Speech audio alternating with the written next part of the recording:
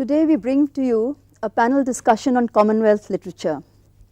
We have a very distinguished set of panelists here with us, and I'll introduce them to you first before we actually start the discussion. To my immediate left is Lakshmi Kannan.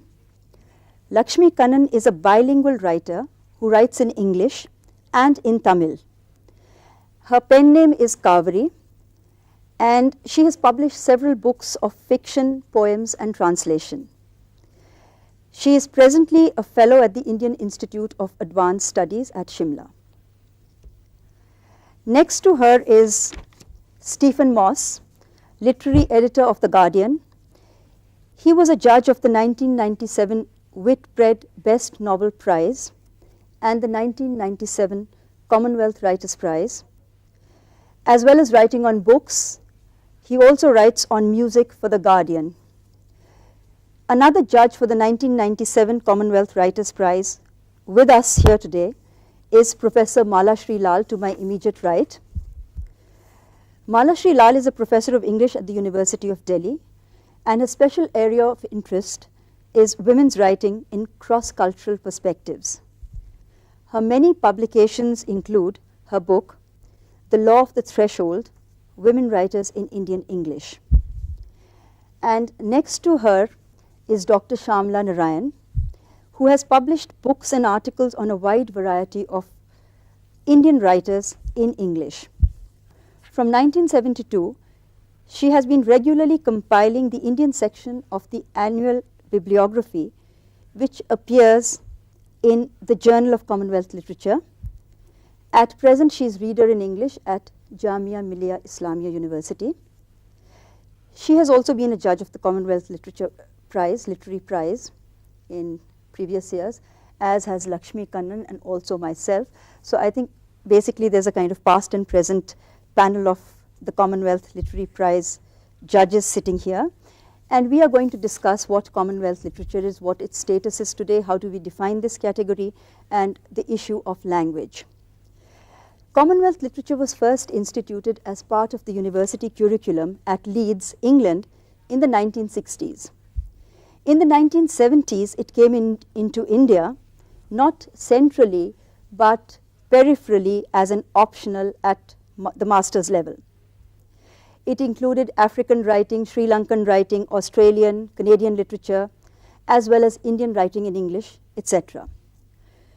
Broadly, Commonwealth literature was a collection of national literatures with some relationship to the British Commonwealth, a shared political history, and shared traditions such as in institutions of education, law, and so on, but above all, a shared language, because mostly Commonwealth literature is seen as written in English. But is Commonwealth literature simply literature written in English? Or would you sort of define the category in some other way? Now, I address this question to our panelists. Perhaps, Stephen, you would like to answer this question? I think the term itself, as you said, it began in the 60s. It feels like a rather 60s term, a notion of let's do something for writers outside Britain. So I think the term may have somewhat outlived its usefulness in the 90s, where I feel such terminology has slightly broken down. I feel it's a somewhat outmoded term. It's a geographical entity. We're looking at writers within a given geographical area. That, for me, is the only criterion. Actually, Benita Parry has also attacked this term as being somewhat outmoded in a 1987 Oxford Literary Review essay. And she says that it's very Europeanized. And it's a kind of characteristic product of disguised incorporation. You know, you're trying to incorporate it into... Yes, I feel in the 60s when it began, no doubt one had a powerful British literature and a set of people thinking, well, let's try to find some people outside Britain who are writing well. Well, in a sense now, we know that plenty of people outside Britain write very well. They don't need to be labelled anymore as Commonwealth writers. They're just all writers operating within something called the British Commonwealth. It's a convenient label, but whether it's a useful label, I'm not so sure. But I think, the alternatives are not any more successful. I mean, they've tried terms like new literatures in English or post-colonial literature. Yeah. Especially when it comes to India. I mean, Indian writing in English. Post-colonial literature would be worse, I think. Post-colonial literature would be worse. Yes, it would imply a given set of themes. Yes. I think there should be no imposition of themes. I mean, post-colonial literature just doesn't apply to no. Indian literature in English, or even, new literatures. I mean, for something which has been going on for at least 150 years. But wouldn't you think new literatures is a kind of fairly neutral term in terms of if we want to avoid all this kind of political underpinning of these particular terms, like even Commonwealth, post-colonial? Actually, like Shamala, I find the term Commonwealth quite acceptable, so long as one remembers that it's a useful historical category. Because it seems to me new literatures in English is an even worse term, even more politically loaded, because we are underscoring the word new, whereas these nations are many of them very old. So the link that they have is indeed something which is locked in time, because they were part of a certain hegemonic order.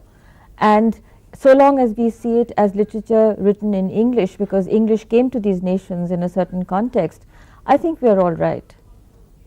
Because new literatures, it seems to me, would then sort of, because English is relatively new, then would it mean extending the connotation of the term to include literatures written in our own languages, because that's where the old and the ancient would come in, and the aspect of civilization. Would you say anything to that, That's Lakshmi? right, because you see, I think the time has come for us to distinguish the terms, and stretch the term a little bit. If you can't make it inclusive of the vigorous, alive traditions, writing traditions in our vernacular, at least I think one should distinguish, for the sake of classification, as Commonwealth writing in English, Commonwealth writing in the vernacular, because we are very much a part of the Commonwealth. If it's the spirit of the times that we are alluding to, or that we are looking for, then it's very much there in the contemporary modern writing in Bangla or Kannada, Marathi, Telugu, wherever, Tamil. So I don't see how it couldn't be made inclusive, but then I think that is the inadequacy of the term. No, but I think the very term was sort of, coined to find a label for these literatures written in English by all kinds of people, by Indians or Canadians or Africans or whatever. So I feel, that the term itself implies that they're not talking about national literatures. I would agree. It almost gives the opportunity to discuss transnational writers. For instance, where does one put Rohinton Mistry? As a Canadian or as an Indian? It would be difficult. But we can call him a Commonwealth writer and get away with it. The same for Michael Ondaatje. And at one time that would have been true of Bharti Mukherjee too. But why do we need to call him a Commonwealth writer? Why can't we just call him a writer? What's the value of labelling him a Commonwealth writer? Perhaps I'm thinking in terms of the matter that Asha raised a little while earlier. In what forms has the language of the Commonwealth evolved? What kinds of English are now being introduced into the creative work of writers from various countries? No, that question of creativity is one, but the other thing which I want to pick up on from what you said, isn't it the kind of writing about leaving one's home? People like Rohinton Mistry, Salman Rushdie, Naipaul, people who've left their homes, this kind of, constant movement which is going on. Would Commonwealth writing encapsulate the spirit of that, the term itself or the literature? Would it sort of bring all these people together? And then we'll come to Stephen's second question, that do we need the term at all? Well, it seems to me it does provide a common ground, because even if they're moving from one state of living to another, calling it imaginary homelands as Salman Rushdie does, there is still a commonality of the background from which they come. And quite often when they think in terms of being at home or leaving home, or there's a continuous back and forth really, as is happening with people like Vikram Seth, for instance, or Ardashir Vakil, they partly live abroad and partly in India, and they feel they belong to both places. And quite often they choose these two homes or alternative homes within the Commonwealth countries. But here again, there seems to be a fetishization of this leaving of the home. and this, exile that they term it as, because it's not necessarily exile for people like Salman Rushdie, who've actually voluntarily gone to live in a place they feel best and most comfortable in. So, I mean, how far does one carry that particular thing? Because on the one hand, it's quite possible that people like Naipaul had to go to where they went because of historical reasons. But others who voluntarily go, I mean, why can't they just stay at home and write there? I mean, if they're so unhappy wherever they're writing from. So that... It would also rule out virtually all British writers on the whole don't up sticks and move. And so we're thinking of British writers here as part of Commonwealth writing. No, and you could always use the term, diasporic writers for people like Rushdie and Rohinton Mistry and so on. And talking about British writers, from the beginning there's always this tendency to, Commonwealth literature is English language literature, leaving out Britain and USA. So I mean, this very term itself, I feel there's no room in it for national literatures. So but then what we are saying is that Commonwealth literature leaves out British and American literature, but it doesn't leave out Australian, Canadian people who speak English in the first place, because it has a kind of inevitable link with Britain in some way or the other. I wouldn't leave out British literature. I think it's very much a part of the Commonwealth writing segment if we are looking at it. But yes, I see Stephen's point that these are not writers who are leaving home, but there is a common concern, there is a common history that the British writers share with other writers from countries that used to be part of the British imperial context. And like somebody said yesterday, that it's a kind of melting pot, this whole category of Commonwealth literature, with all kinds of cultures and races as part of it. So would that that would bring British literature very much into this Commonwealth? So would you like to say something about British literature? I would like to pursue the point of the value of the label, if a little while if I could, because what do we feel is actually the value of the label Commonwealth writing? Is it a convenient way of organising a prize around Commonwealth writing, or do we feel it has there seems to be a suggestion here that it's a way of almost propping up something valuable that we call the Commonwealth. But I presume that writers on the whole don't see themselves as a Commonwealth writer. They see themselves as a writer, which is why I feel that ruling out people writing the vernacular is very dangerous, to say that a Commonwealth writer can only write in English. I'm actually from Wales, and there are people in Wales who choose to write in Welsh and who then get translated into English. No, I don't see why one has to make that distinction. But some of it is just the necessities of institutional and disciplinary. But my fear is that we're looking here at as a sort of institutional apparatchik type system of where the whole system of judging the writing sort of gets in the way of the writing, as it were. I mean, the writing comes first. These people are writers writing within something called the British Commonwealth, and in a sense, it's the writing that matters, and it's just a geographical location or set of geographical locations called the Commonwealth, in which people are active. I think the term is useful not so much for prizes, but to organize courses of study in academia, because I mean these writers have a lot in common. I mean, especially of the Black Commonwealth. I mean, if you're going to study the sort of literature from Africa or Caribbean literature.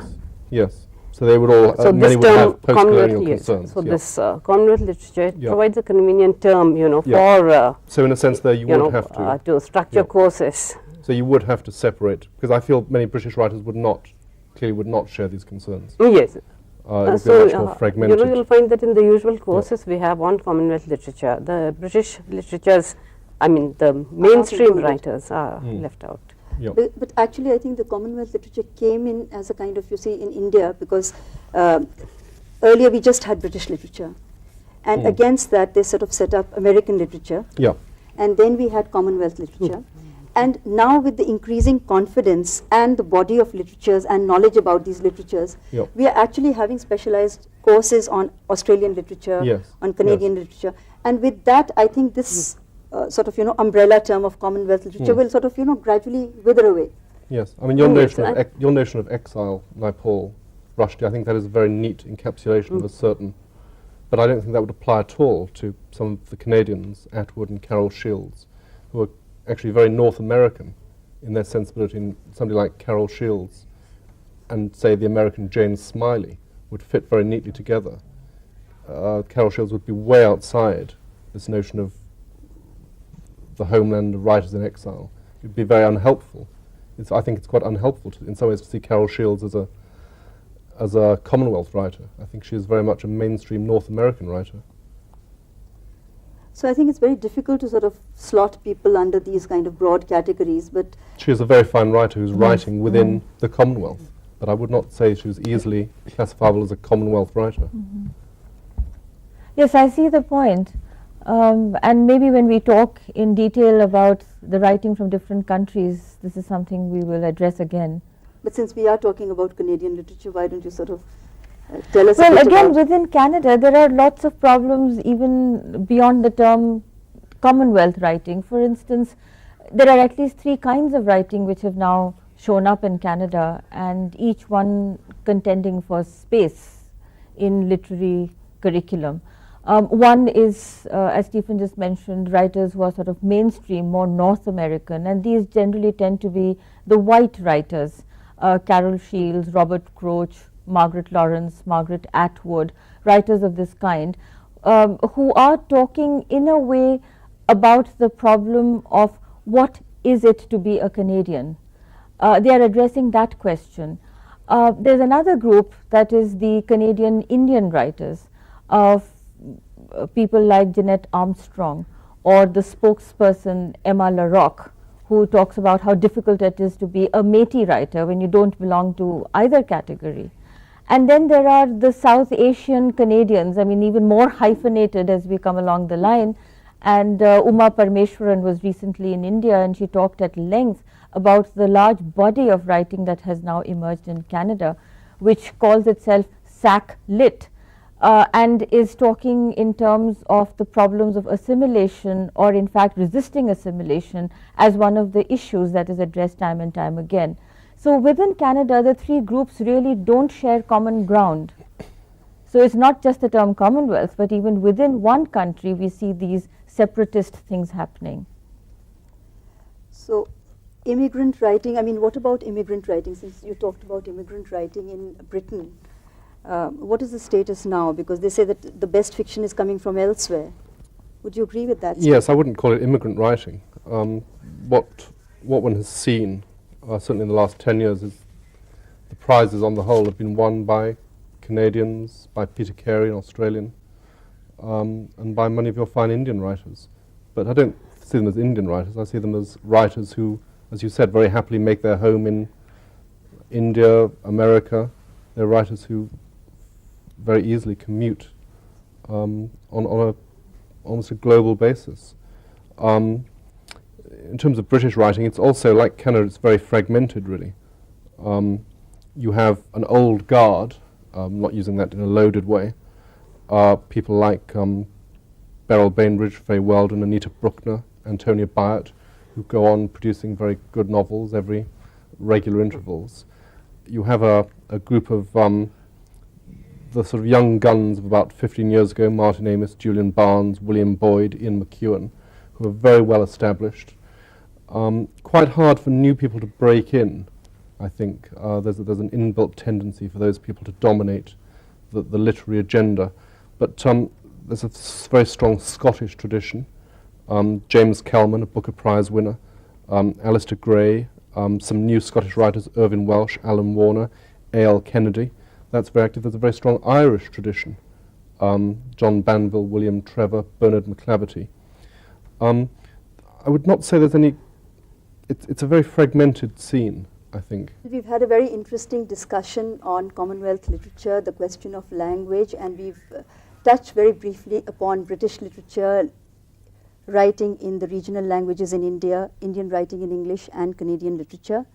Now let me thank our very distinguished panelists for being here with us today and sharing their views with you. Thanks.